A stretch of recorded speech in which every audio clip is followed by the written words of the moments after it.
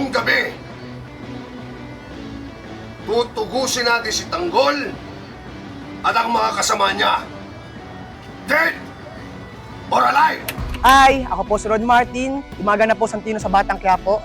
Andito po tayo ngayon sa Old PNR na kung saan may magaganap na matinding bakbakan at barilan po to, kaya abangan! Ating mga sarili ay sino pa ba ang masasandalan?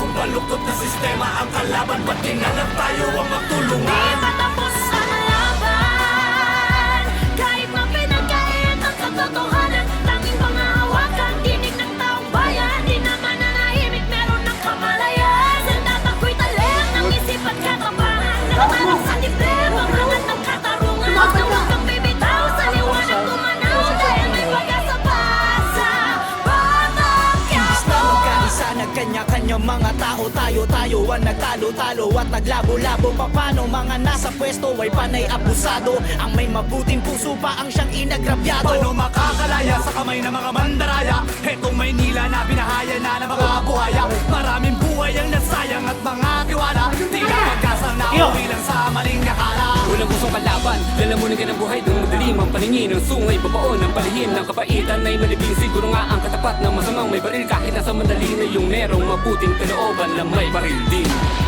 May nagtanong sa ating mga sarili, eh sino pa ba ang masasandalan? Kung baluktot na sistema ang kalaban, ba't